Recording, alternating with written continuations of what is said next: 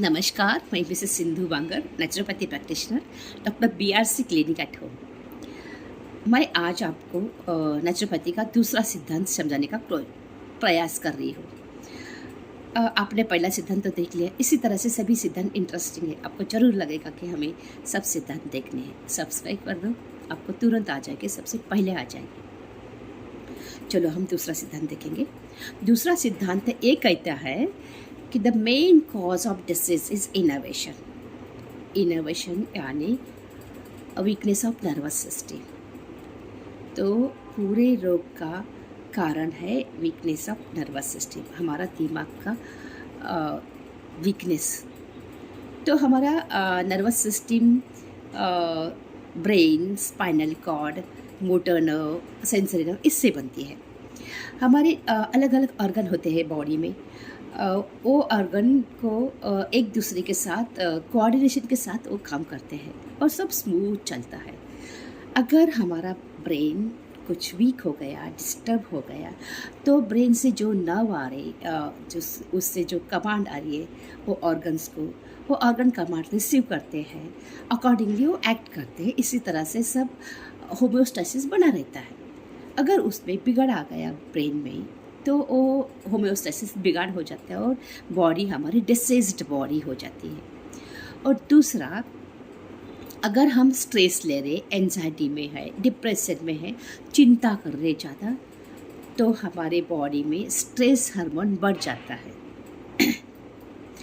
फिर stress hormone बढ़ने से हमारे बॉडी में ग्लूकोज लेवल भी बढ़ता है, क्योंकि स्ट्रेस में हमें ज़्यादा वर्क चाहिए, तो हमारा लीवर ग्लूकोज ज़्यादा बनाता है। जब भी स्ट्रेस बढ़ता है, लीवर को इंडिकेशन जाता है कि हमें ग्लूकोज ज़्यादा बनाना है। तो ग्लूकोज लीवर क्या करता है, उसमें जो ग्लाइकोजन है लीवर में स्टोर्ड होता है, उसको ब्रेक डाउन करता है, उसका ग्लूकोज तैयार करता है और खून में भेजता है।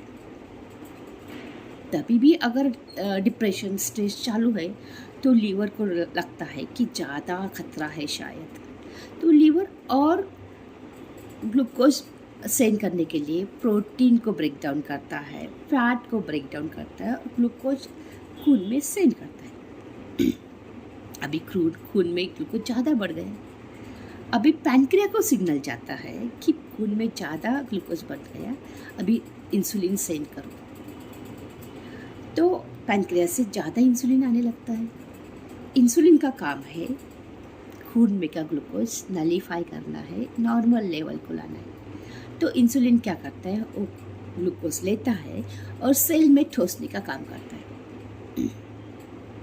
लेकिन सेल तो बोलते हैं कि हम तो ऑलरेडी ग्लूकोज से भरे हुए हैं भाई, यहाँ पे जगह नहीं है। तो इंसुलिन क्या करता है, वो ग्लूकोज लेता है, हमारे बेली फैट में जमा करता है, इधर उधर सब फैट जमा करता है और हम मोटापे के शिकार बनते हैं।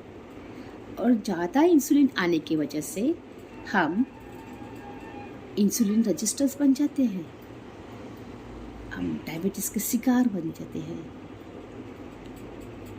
हमें सबसे ज़्यादा प्रॉब्लम आता है हमारे पाचन संस्था में, क्योंकि स्ट्रेस हार्मोन से, एंजाइटी से, डिप्रेशन से हमारा पाचन संस्था बहुत धीमी हो जाती है। और पाचन धीमी होने से वहाँ से शुरू होता है पूरे रोगों का सिलसिला।